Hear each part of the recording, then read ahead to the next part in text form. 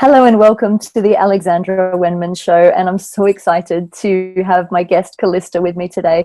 She's an angel ascension teacher, an author, and an amazing channel and conduit for beautiful angelic energy, and she's also the author of the Female Archangels. Calista, thank you so much for joining me today, lovely. Thank you so much. I'm so honored to be here. Thank you for inviting me.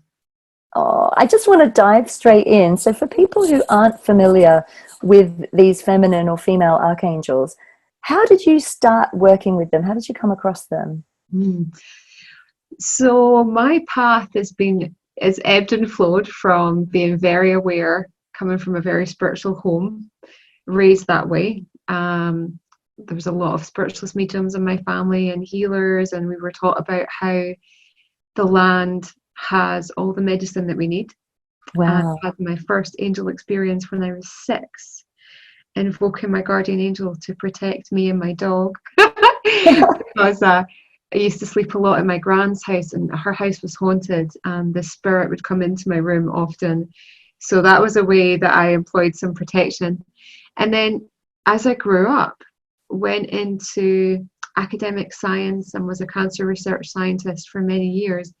So that healing thread was still there, but I really did turn my focus away from spirituality, even though it was always there. And then around about 2006, did a big turn and left science to become a herbal medicine practitioner, did my diploma, started making skincare infused with Reiki and elemental frequencies, and began to meditate with the angels and met them again, reinforced the connection that I had when I was younger. And Archangel Raphael came forward and told me that together we would create a system which is now called angel healing. And this was big news to me. You know, I just left science.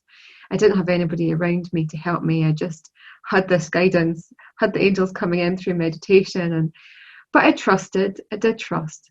But he came forward with another energy, and at first I didn't know if this was an angel or not, because it was a very feminine vibration. But as we all sat together, and I'm a big one for sitting in meditation and speaking to the angels directly rather than assuming truth from other sources, just go straight to source. It was Archaea Virtue, his other half, his counterpart, Archaea Virtue, who often gets linked with Mother Mary, and some books say that they're the same, but actually they're different beings. Archaea Virtue was very much a guiding light for Mother Mary to raise who we know as Jesus, but also she helped her to midwife her own process. She helps us to midwife our own selves as well. And Virtue is really the beautiful pink light, the underlying weave of forgiveness that is manifest in every act of healing. And so as I started to know of Raphael and Virtue, Michael, Archangel Michael, who everybody knows Archangel Michael, our big brother. Everyone asks him to move in. He's quite sexy as well, isn't he? I know. I meant to morph himself and to go in different places in the house. And he came forward with Archaea Faith, this beautiful, tall, you really remind me of her actually, because she's got that beautiful long hair.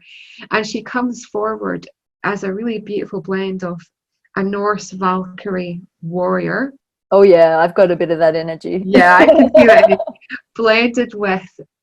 Blended with the softness and the compassion of the Universal Mother. So her and Michael, yes, they are the angel of protection as one, but Faith, for example, helps us to look into why we feel fearful, rather than Michael just coming forward and wrapping us and making us feel safe. She'll help us to do an inward inquiry. So what I'm trying to say is that Archaea, the female angels, work differently to the male archangels, but they complement each other to bring in balance. Yeah, they sort of do make us kind of look beneath the surface a little bit more, don't they? And it's about, I think, from what you've just said, my interpretation is about empowering ourselves really to know that it isn't just about calling in an angel to come and support you or protect you or, you know, do the work for you. It's about really knowing that you have access to that power within you to kind of go in and heal whatever it is that's causing the outward issue in the first place. Am I right? Absolutely. And now we're in this another wave of ascension. These are totally unprecedented times when we shifted into the Aquarian age around about 2011. That's when the Archaea really started to come to Earth and be with different light workers and teachers and way showers, started to introduce their energy. And I think at first that was interpreted as a goddess energy. And that's still very much here. But the female angels are helping us to move through these times with ease and grace, but to do so with empowerment, just as you say, rather than reach out for external help, calling our angels in for this, that, and the other, which we've done for eons. And it's predominantly the males we've reached out to, because religion has held this way, like the male, that, you know, God is a man, and Jesus, the Son of God, is a man as well, and Buddha's a man. But actually, God is both. God, goddess is both, just as the angels carry both vibrations. But because we're now in the Aquarian age, it is the feminine that's now coming forward and is asking to be healed and heard, loved and empowered. And this is why the female angels are here, to help us meet that need, but to heal from the inside out rather than just heal the outside. Love that. I know that you're very firmly on your own path of awakening and your own spiritual journey, and I know from personal experience that isn't always light and fluffy, and there are some misconceptions about angelic work, that it is just light and fluffy and it's all easy and hunky-dory. Can you tell us about some of the challenges that you might have experienced on your own journey, or how you overcame them? How long have you got? I mean, all day, darling. Yeah, daily there's something coming. And I think there's this notion that spiritual teachers, they've got it, you know, they know, they're not touched by challenge, but we're always touched by challenge. We are human at the end of the day, and you know, I see everybody as equal, so therefore everybody has our challenges. But the angels are definitely there to help us to unearth the root cause of why we perceive things as a challenge. Why can't we see them as an opportunity? Or what is at the root of our insecurities and our hang-ups? And so when I was writing the book, The Female Archangels, only took a couple of months to write, but in that time, honestly, Alex, so much happened in my life. It was like condensed challenges. Like my father passed into spirit, a relationship, my daughter's dad, I was engaged to him, that broke down, and that was a really tumultuous relationship. Had to adapt to being a single mother, to loving myself again, because, you know, I will always love my daughter's dad, but he brought up so much for us to look at, and there was toxicity and narcissism and, you know, codependency, all these different things.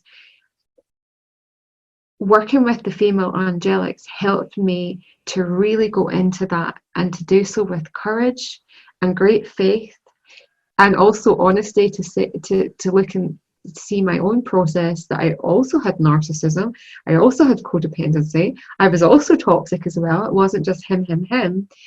And because of that, I can now say that I'm a more rounded individual. The next relationship I'll go into, it won't be through filters of cynical love or abusive love. It will actually be through pure love. And this is how they can help us. This is just one example of how they can help us to heal our relationships. Most importantly, the relationship with ourselves first, so then that we can enjoy a beautiful partnership with our beloved, or with our kids, or with our friendships. And And I don't feel that that has been looked at for a while. That we've had a lot of workshops and classes and retreats since we moved from 1111 into working with the divine feminine, but there's something altogether powerful when you bring in the Archaea. They come into your life and they affect the change that you have been asking for, and they take you to where you want to go as well. So it's not just, well, let's just sit and meditate with the angel and enjoy a lovely journey or do some channeled writing. They will literally stay with you until you address your fears and your insecurities. And it's a very subtle, can sometimes be very subtle. My friend, for example, has been together with his wife. They're not divorced for like 20 years, but he's now, since working with the Archaea, being nudged to take those steps, to have a divorce, to be in separate houses, to have the courage to actually be his own person. And that is, he knows that that's because of the Archaea. So yeah, it's not all light and fluffy. It's real deal spirituality, everyday spirituality, and that's what they're here to do, to help us to be a spiritual being moment to moment, day by day, not just when we're on our meditation cushion or doing healing. I love it. I know that you ran a little event, what was it, a couple of weeks ago before we filmed this, and to me it's like the depth of compassion that comes through the Archaea, it's really something different. It kind of, you know, the archangels, when you're working with them, they sort of come in, they're very present, they're very doof, it's very powerful. I always have it like a finger in a plug socket of the divine. I always say it's like divine electricity. The Archaea, when you were channeling them, sort of, they came in, it was almost gentler at first, but then it comes in kind of softly. This is my experience of it, obviously, and the viewers may have a different experience too, but with me, it sort of, they came in sort of, it was almost like lulling you into a false sense of security in a way. It's coming in very softly, the energy, and then all of a sudden it was like, doof, a bit like Pele. It was like if there's anything not looked at, it will bring it to the surface very swiftly. And I know that night I was very emotional and very, very in my vulnerability, but it was very beautiful. It was an extremely beautiful experience, and you channeled them so beautifully. And I think it's not just about these angels, it's about the energy and the container and the vessel and the channel that is being their mouthpiece. And I think that you and your energy and everything that you've spoken about, all the challenges that you yourself have gone through, have obviously shaped you into the channel of these beautiful beings. And you know, I do believe that's not to be sniffed at. I want to say a little bit about authenticity and walking the path and integrity. And you know, I know that in my own journey, in order to be the vessel of the work that I do, which is angelic, it's galactic, it's celestial, I'm all about just our divinity, really. In many ways my life has fallen apart, but in many ways it's fallen together. And I think it's this either being cracked open or being gently prized open. It's to come to a level of deep compassion with ourselves, really. And I do feel that's what, in my work with the angels and the archangels, that's what they're here to teach. So with the feminine archangels, is there one particular overarching theme that you find that they kind of stand for or they represent? Oh, when you ask that, I'm just feeling Archaea Faith come forward, because she really, there's never hierarchies. You know, we've been taught, those who are listening and watching, about angels. You may have read books where there's angel hierarchies, but that's only really for us to try and understand the different types of angels. But we're now moving into a different time. Rather than thinking, we're feeling. We're coming more into our heart center. And what I'm trying to say is Archaea Faith, if we were to put things in boxes, would be the leader, if you like, of the Archaea, just like Michael is of the archangels. But she's not higher or less than the other angels. But the virtue that she carries, faith, is what really weaves through all the angels. I'm getting very strong Joan of Arc energy coming in. Yeah, is that faith? It's like, how do you I've just realised I'm wearing our colour as well. Is the faith, is faith, because every day, especially now, moving through the shifts that we need the faith. Some people are seeing what we're moving through as diabolical and a pandemic and fear-based. Other people are seeing this as a way to wake up consciousness, and freedom and unity is birthing. It depends on your level of perception, but no matter the perception that you have about life, your own life, or what's going out outwardly, you need to have faith. And faith is very much needed to walk a path of integrity, and that's what we're all being asked to be, is more integrous, more authentic.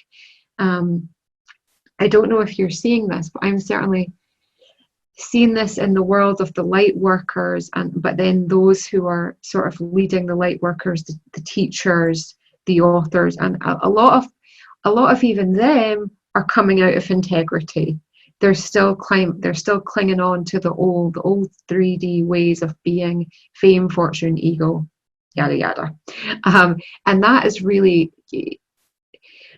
what's happening in the world right now, is helping us, just as you say, to break us open.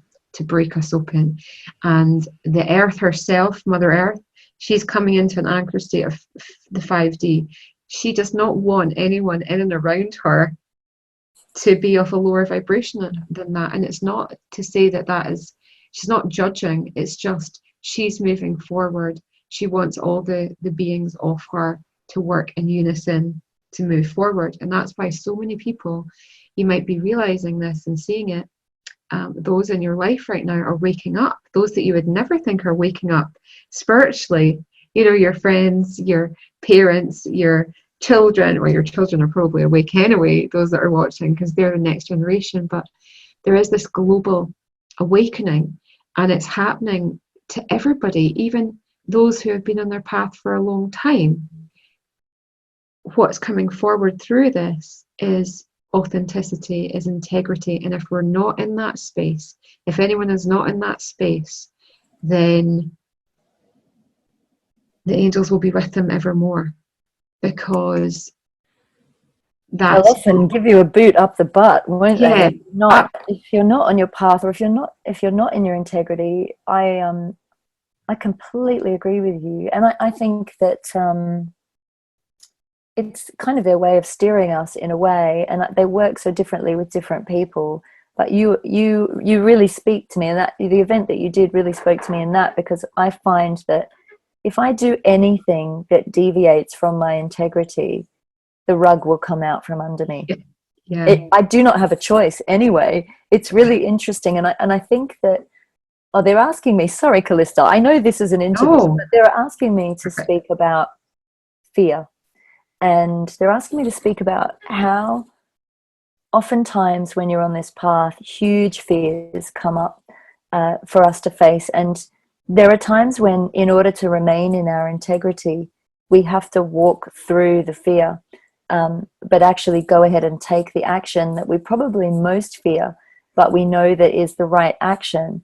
And that I'm being faced with something like that now, which I'm not going to talk about on camera, but I am being faced with something like that.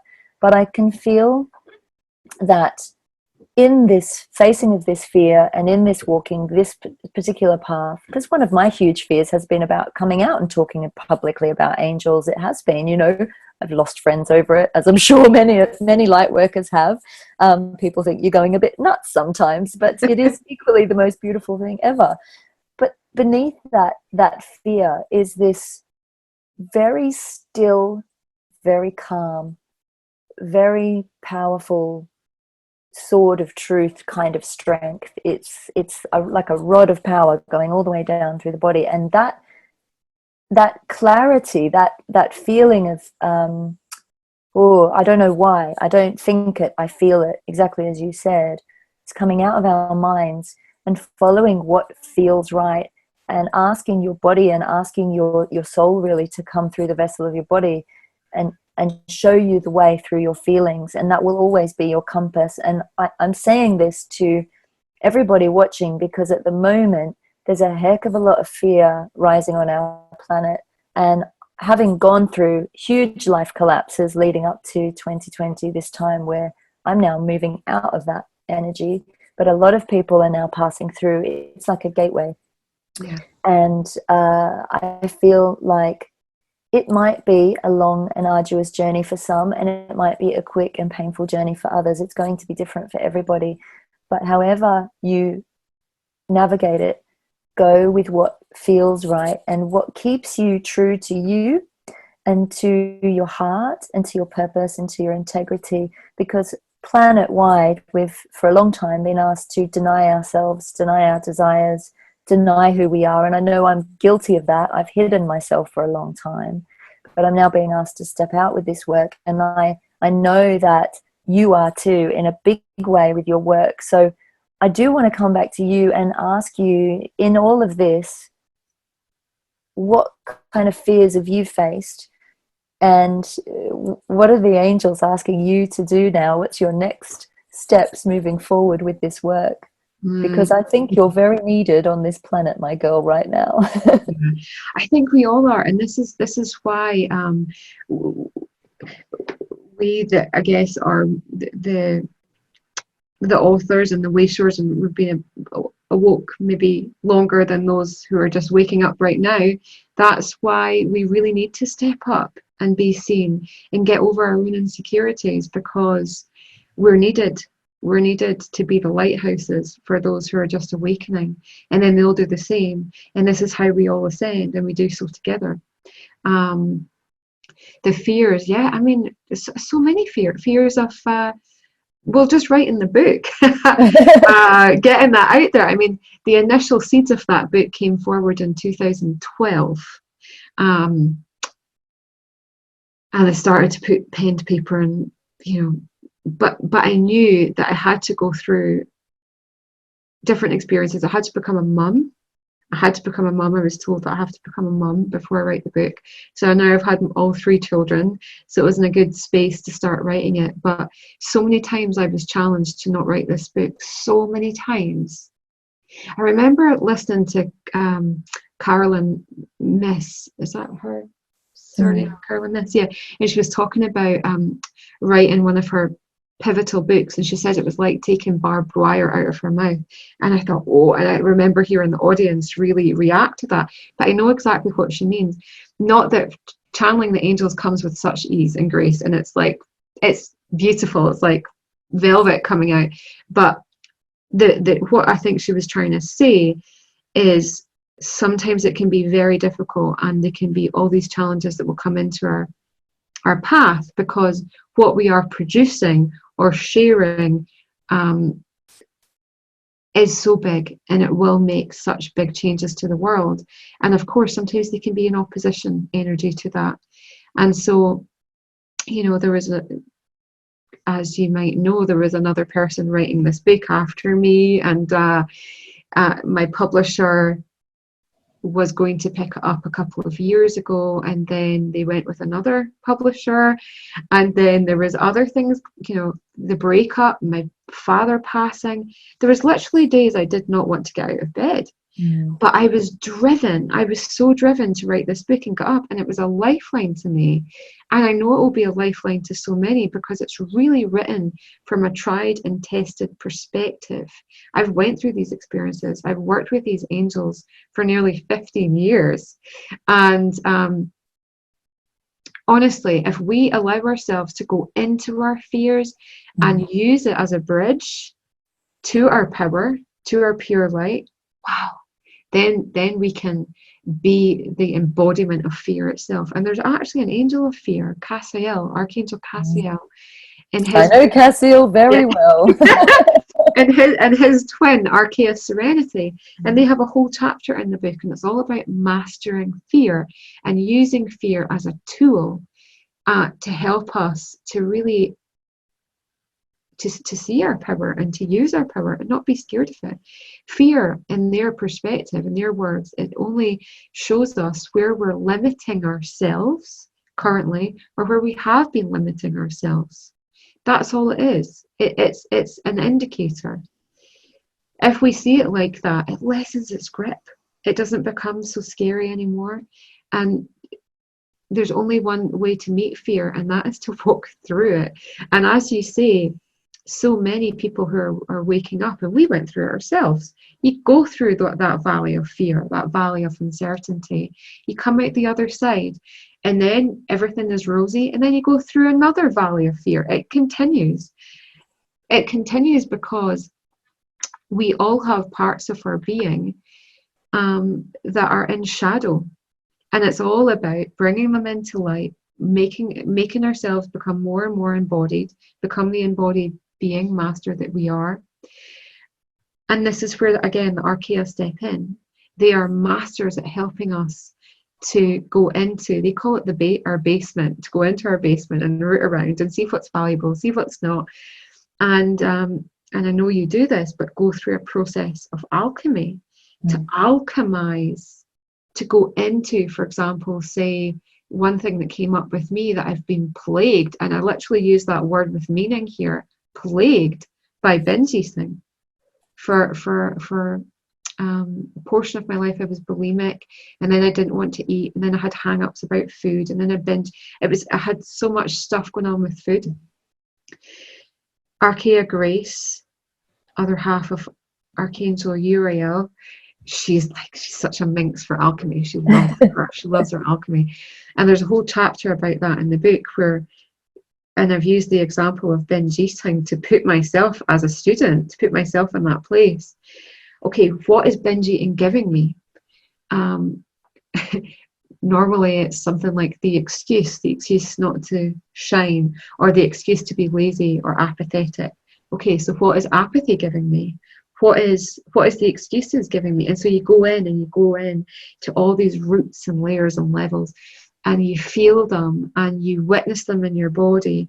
And then when you're ready, you feel that you've got to the core. And maybe you know that's not the real core, but that's where you're willing to go in that moment, and that's okay.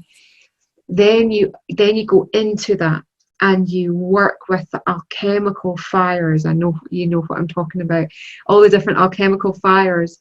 Say Grace is the ruby fire. As you transform, you witness that creates more prana in your body, more space to then manifest from, to then vibrate from. Then you start attracting the people, the circumstances, the situations that actually serve you. And I have freed myself from binge eating, and honestly, that's been 20 years.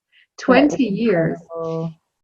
And I owe it to the angels for that. And it's not pretty, it's not fluffy. Sometimes in alchemy, as you know, you vent, you scream, you move your body, you shake, or you're silent. It's a beautiful, cathartic, deeply feminine, it's got to be feminine, because you have to go into it, process. But we're all being asked to do this, whether we like it or not. We're being asked to alchemize and uproot our fears and our hang-ups and our shadows. But we're not alone in this process. We have each other, and we have the angels. They're always with us, as you know, and as your listeners know. Yeah, it's the way you describe it is so, you just captured the power of it, really. To me, it's such a physical process too, isn't it? It's to embody it. It's very physical. Yeah, and with alchemy, sometimes you burp or you yawn, or sometimes you purge, but it's all part of that, because these roots, cords, and webs of different shadows and blocks and hang-ups, sometimes they have been with us, for example, for 20 years or longer, and they're deeply ingrained in our genetic makeup, or our ancestral line, or it's something that is part of our monad or soul group, and we are working it through our vessel on behalf of the whole of the group. And so, but we're given this awareness, aren't we, when we do the work? Absolutely. They're asking me to ask you, I love it, my guides come in, they're doing the interview, I love it.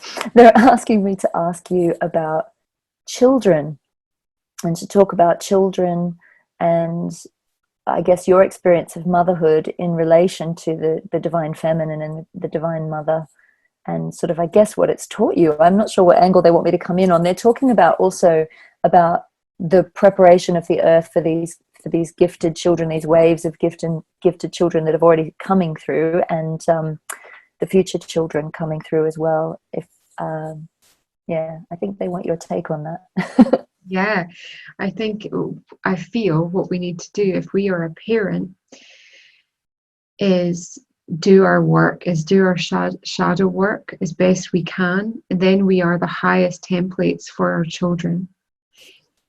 Yes, they are the new generation, they're coming in aware, but they're still kids. Like, I still look to my daughter who's 11 months old, and she still needs me. She is a master of, she carries the virtue of joy, and she's got a great path of working with the divine feminine. But at the same time, she needs me to change her nappies and to cuddle her and soothe her. And so, but if we can be as pure and as high and as integrous as we can, then that is the greatest gift that we can give them. That is the greatest start in life that we can give them. And I want to bring in the divine masculine here, sacred masculine, because it's not just about empowering the feminine, it's about honoring the sacred masculine too. And I didn't get this until I had my two sons, and their sons, SUNs as well, because Archaea Clarity, the other half of Jophiel, the angel of illumination, Clarity holds the keys to help empower our sacred masculine, which she often says we hold within our mental body. And if we can get to grips with our mental body and our state of consciousness in our mind, then we will help to empower the sacred masculine, because of course we are a blend of the two energies. Doesn't matter for male, female and body. Same with the angels, they're a blend of the two consciousness too. So if we can go in to our own being and look to what needs addressed and reconciled on the male and the female, that is the greatest gift that we can give to our kids. But also to listen to them and understand that they're not going to fit into the structure of the earth, like the school system as we know it. They're not going to fit into that anymore. I see from the whole coronavirus, many people will, as they're showing me, when the schools do return to some sort of normalcy, a lot of parents will actually choose to homeschool their kids because they see that they can actually do it, and they're enjoying it more because they're not trying to fit into these boxes. These beautiful masters from 2015, everybody that was incarnated into the earth, the angels told me, are fourth dimensional. They have no karma. They have no earthly karma. They're not 3D associated at all. And so they all hold within their DNA the codes, the keys for New Earth. So their learning is different. Often, and my son Ribbon, highly sensitive, but in other perspectives, from a 3D perspective, people probably say he's autistic, but he's just highly sensitive. That's the way I choose to look at it and see him. And so I have to understand, and any parents here that have autistic children or sensitive children, the one thing that we can do is listen to them and understand they see the world, they interact with the world differently than we do, or other people do. So we have to nurture them, love them, support them. Sometimes Archangel Michael and Virtue come in and they want me to literally and vocalize in front of Rowan and say, you're protected, you're safe, because he needs to hear that. So definitely work with your angels and just be intuitively led as to who wants to come through specifically to make sure that your children feel safe and secure. You can, of course, go to Metatron and Constance, the angel of Ascension, who are fantastic for helping working with kids. But your beautiful child, and it might be your niece or nephew, if you don't have children, they might speak to you energetically that they want something else. And so just tune in as to what angel is best to work with. I love it. It's beautiful. It's about listening to the children too, isn't it? I mean, they might be little ones, but they are masters. They really are. I've got a few clients with kids that are remembering their past lives, and they know who they are. There's one little girl who I think she's about 9, and she was a high master, like a spiritual teacher in India in a past life. She knows exactly who she is. She remembers, and she's the most serene child. She's just, and the parents are like, there's nothing, we don't need to heal anything in her. I was like, no, she's just here to be who she is. And there was, there's another little girl that was having stomach pains, and we discovered that she was remembering a lifetime in Africa. She was scared to drink water, and she died of dysentery as a little boy in Africa, and she was coming up to her 7th birthday, and she died at the age of 7 in the past life. She remembered. It was like her body was telling.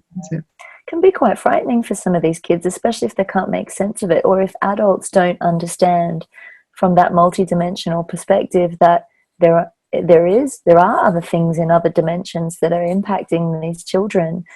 And that's where a lot of my angelic work fits in, is really opening people up to that knowledge, to that understanding that to be a divine consciousness, not everything can be put into a rational box that fits into this one lifetime, can it? It's, I know, they're expanding.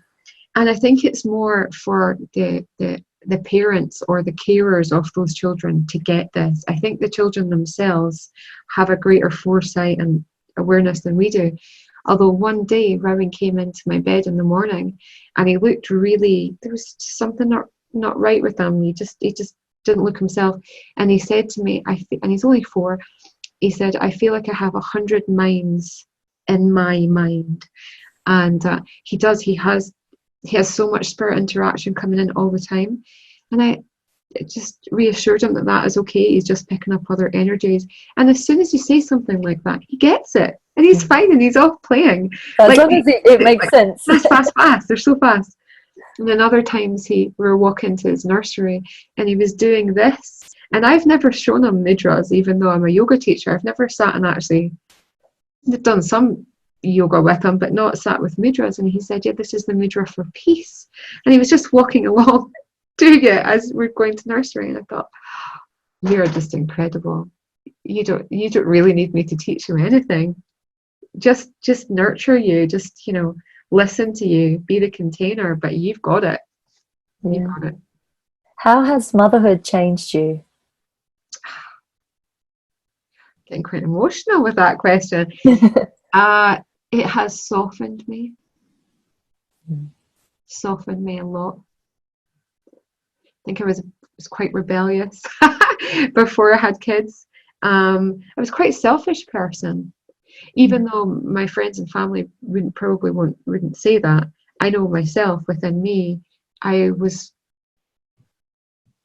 focused more on my path all the time.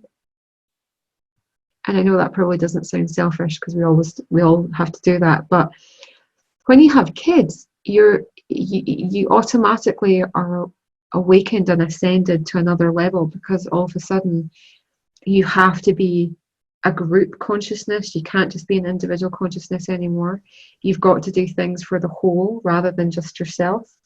And so open my heart more to unity consciousness, and made me so grateful, more appreciative.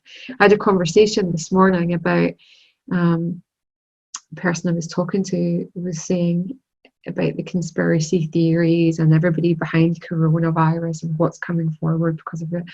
I was like, okay, that I see what's going on, but I don't choose to put my vibration into that anymore. I choose just to be a vessel of love, not just for me, but for my kids. I think that's, a big responsibility. And so it's given me that perspective as well, just that you've got to keep your vibration high and clear, not just for you, but for your family. It's important. Yeah. And then you're a spiritual teacher as well, so you're holding that vibration for many others too, aren't you? And Yeah. That's not an easy feat, but it is a beautiful calling. So for people who want to know more about the female archangels, obviously you have the book. So where can they purchase the book? Is it able to get hold of at the moment during the lockdown?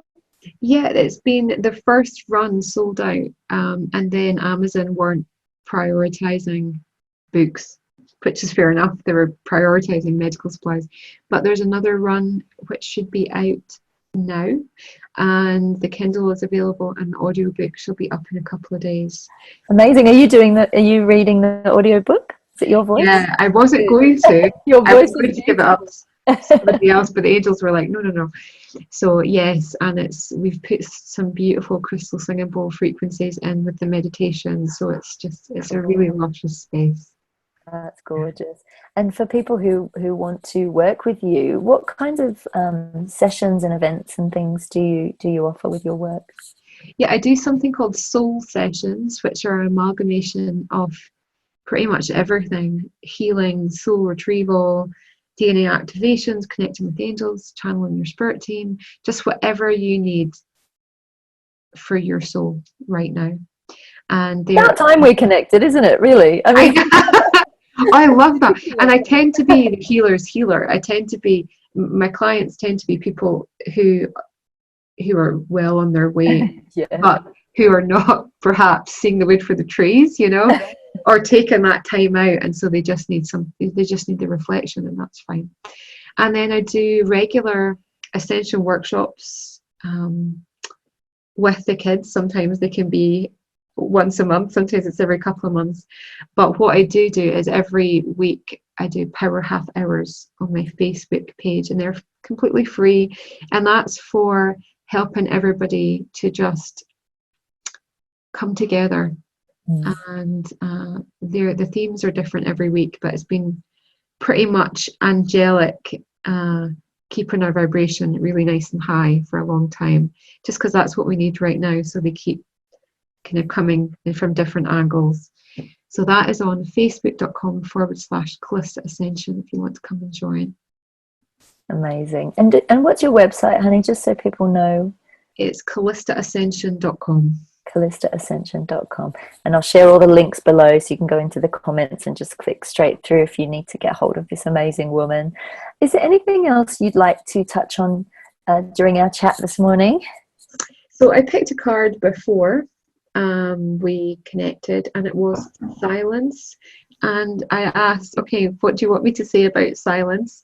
And they just said it's more to find the space every day, even if your kids are at home and you're not working, and because that's the reality for so many. Try and find, even if it's just 5 minutes when they go to bed. Don't put the TV on, don't do anything else, just come and sit in silence. So important, because we are going through an accelerated time of ascension right now, and there's so many different opinions and perspectives and what's going on. It can be really easy to just be so weighted by all the different frequencies, by all the different people's opinions and energies. With the silence, with just deep breathing, being in the silence, you clear your field, and you keep your heart really open. And it's through our heart center that we feel truth, that we know truth.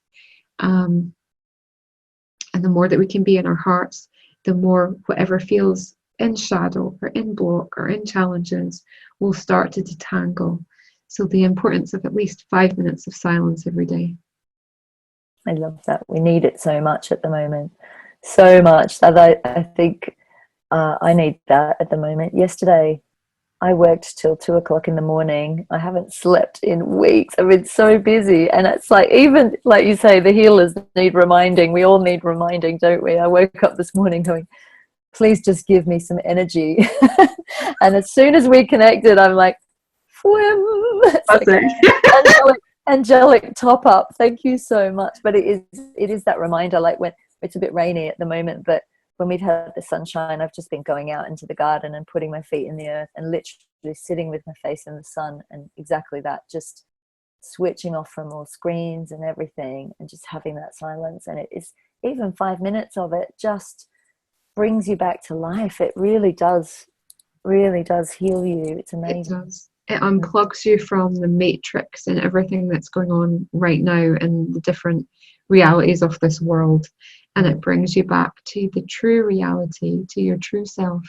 Yeah. Oh, Angel, this has been the most beautiful chat. I'm so pleased that we've connected, and I'm so pleased that we've got you on the show talking about the female archangels and sharing your wisdom with all my beautiful viewers. And I do want to say to people, you know, do reach out to Calista. And you know, I think it's all about sharing, isn't it? Now it's about sharing our stories and coming together in community and unity, and sharing the love. If you have any comments below, please do type them in. I try to get back to all the people who comment on this channel, and yeah, it's just about sharing our love and our wisdom with integrity and authenticity, and staying true to our hearts. And it's my hope that, you know, all the conversations about spirituality and consciousness become part of our normal daily vocabulary, so that we can all live in truth, really, in loving truth with each other,